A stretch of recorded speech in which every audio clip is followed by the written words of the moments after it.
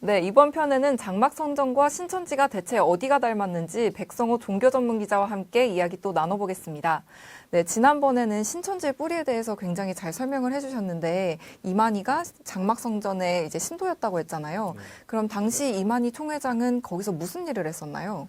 이제 이게 그 당시 과천에 있었던 장막성전 그 사진이거든요. 이게 그 장막성전 교회예요.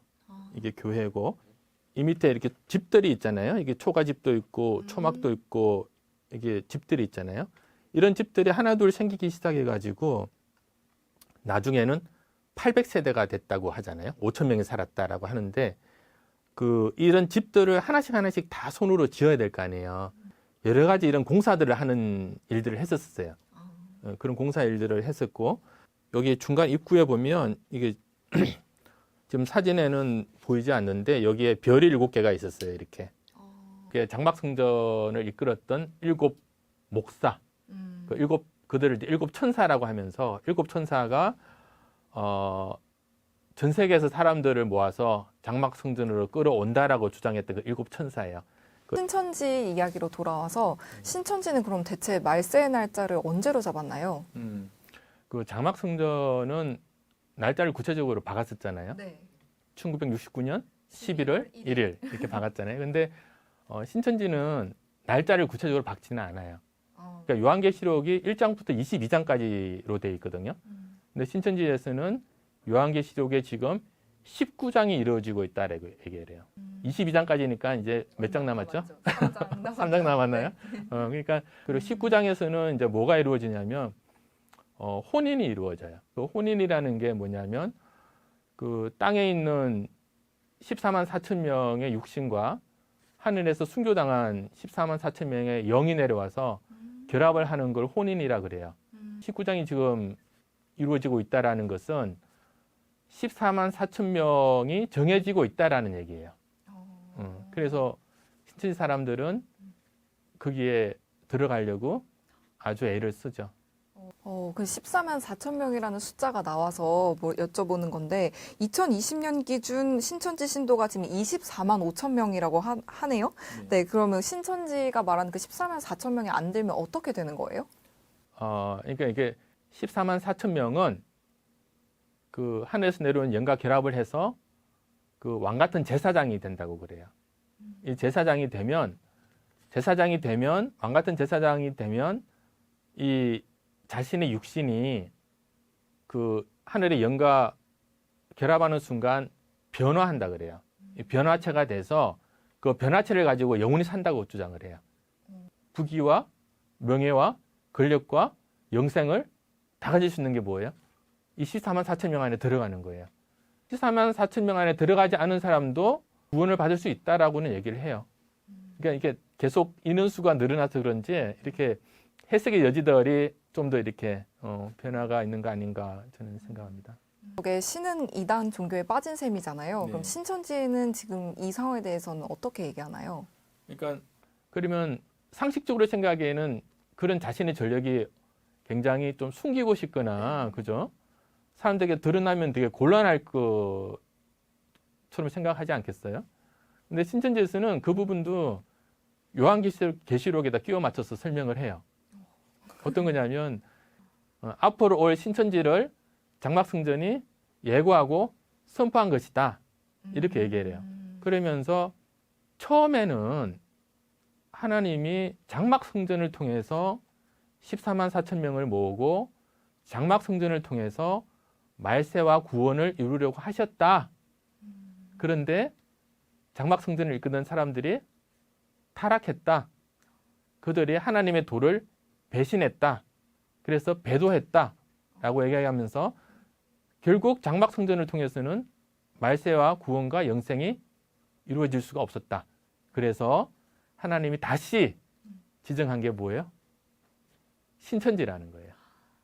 그래서 신천지가 그렇게 탄생했다라고 말을 하는 거예요. 그래서 신천지가 탄생했다. 그래서 새하늘, 새 땅이 여기서 이루어진다라고 얘기하는 거예요. 그래서 요한계시록 속의 많은 비와 상징을 그 이만희 총회장의 전력에 이렇게 대입하면서 요한계시록의 이 부분이 실상으로 증명된 게 뭐 이런 부분이다.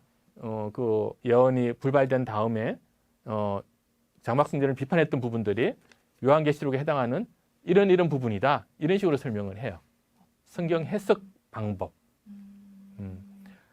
그 요한계시록의 무게 중심을 두면서 그 성경을 해석하는 방법이 이렇게 드라마로 치면 굉장히 스릴감 있는 스릴러물이라 그럴까요?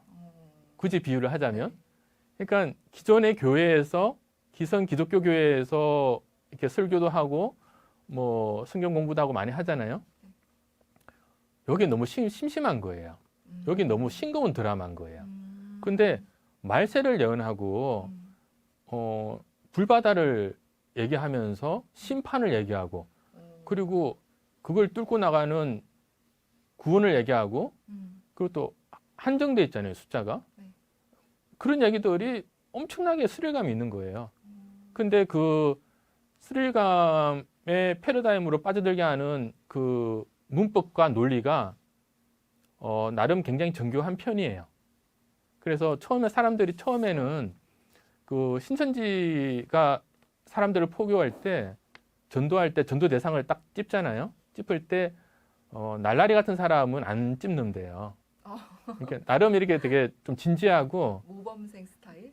진지하고 좀 순수한 사람들 그런 사람 실제 이제 그렇다는 거예요. 그러니까 신천지에 빠지는 사람들이 오히려 어떤 면이 있냐면 하나님을 더 알고 싶고 기존에 이제 기독교 신자였지만 성경을 더 알고 싶고 예수님 말씀을 더 알고 싶은 사람들인 거예요.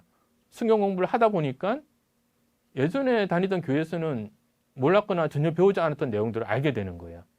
그래서 성경이 하나씩 착착착 풀리기 시작하는 것 같고 그렇게 하면서 자신도 모르는 사이에 빠져드는 거예요. 신천지 사람들은 이만희 총회장을 엄청 신봉하잖아요. 그 이유가 대체 무엇일까요? 처음에 이렇게 딱 봤을 때는 네. 근데 이제 기자 현장에 딱 봤을 때는 그냥 시골 할아버지 같아요. 시골 노인네 같아요. 그리고 어깨도 이렇게 꾸부정하고 책상에 앉아 있는데 꾸부정하고 이렇게 하면서 발음도 약간 어눌하고 정말 그냥 평범한 시골 노인네 같은 사람인데 그래서 아니 어떻게 저런 사람이 신천지라는 신흥 종교를 만들고 그걸 이끄는 사람이 저런 사람이 어떻게 그걸 할 수 있을까 이렇게 생각했거든요. 근데 제가 이제 질문을 던졌어요. 뭐냐면 그 신천지가 다른 교회에 들어가서 신자들을 이렇게 데리고 나오는데 그거 어떻게 생각하십니까? 이렇게 질문했거든요. 네. 그랬더니 그거는 우리가 선교하는 거다. 우리가 전도하는 거다. 이렇게 얘기를 해요. 그리고 그 교회를 밭에다 비유하는데 그 밭이 저들의 밭이 아니고 우리의 밭이다. 이렇게 얘기를 해요. 근데 그 얘기하는 과정에서 이렇게 이 어업이 되는 거예요. 어업이 되면서 그 시골 그냥 힘없는 시골 노인 같은 모습이 달라지더라고요. 카리스마가 나와요.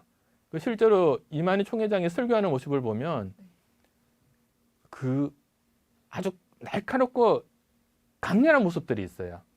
요 앞에 그 기자회견장에서 보여줬던 그 마스크 끼고 네. 힘없고 이렇게 코로나와 콜레라도 구분하지 못하는 그런 모습하고는 전혀 다른 모습들이 또 있어요.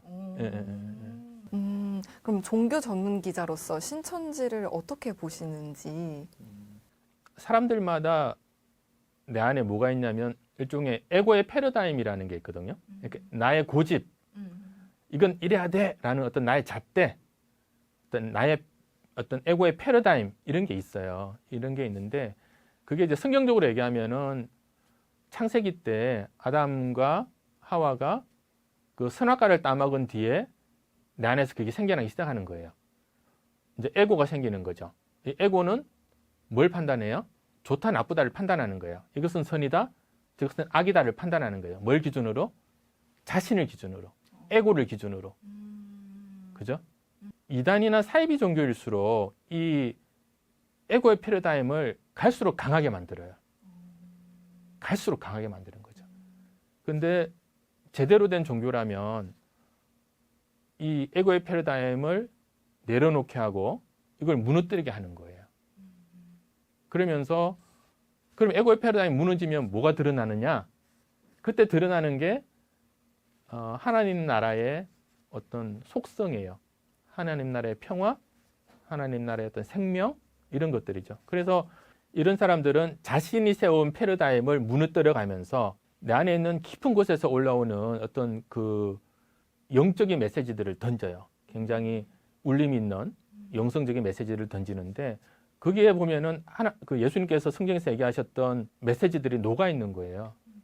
신천지 사람들을 제가 이제 여러 명 만났는데 이분들은 자기 안에 패러다임을 무너뜨리고 난 뒤에 올라오는 어떤 그런 숨결보다 그 강력하게 부잡고 있는 이게 성경적이고 이게 옳아라는 어떤 신천지의 교리 있잖아요. 그 교리의 패러다임을 강력하게 부여잡고 있어요. 신천지를 보면서 가장 아쉬운 것은 뭐냐면 신천지 신자들이 가장 믿고 있는 게 뭔가라는 거예요. 여러 가지 방법으로 성경을 비유를 풀고 짝을 맞춰서 이런저런 말세의 논리와 구원의 논리와 이런 것들을 가지고 있지만 결국 그들이 믿는 것은 그런 교리의 패러다임이 아니냐라는 거죠. 그리고 그 교리가 맞느냐 맞지 않느냐를 따지는 거죠. 그런데 그것은 일종의 달을 가리키는 손가락에 불과하거든요. 그러니까 손가락이 무너질 때 달이 드러나는 거거든요. 예수님이 우리에게 왜 십자가를 건넸는가라는 걸 생각해 볼 필요가 있다고 생각해요. 저는. 십자가를 우리가 통과할 때 십자가가 뭐예요? 나를 못 박는 거잖아요. 이 에고를 못 박는 거잖아요. 십자가를 통과하면서 우리 안에 사놓은 나의 고집, 나의 잣대, 나의 패러다임이 무너지는 거예요. 신천지 교인들이 교리의 패러다임을 믿고 있는가 아니면 십자가를 통해서 내 안의 패러다임을 무너뜨리고 난 뒤에야 비로소 드러나는 어떤 하나님 나라의 속성 이런 것들을 믿고 있는가 저는 이런 본질적인 질문을 한번 던져보고 싶고 그분들도 여기에 대해서 좀 깊이 한번 고민을 해봐야 되지 않나 이렇게 생각합니다.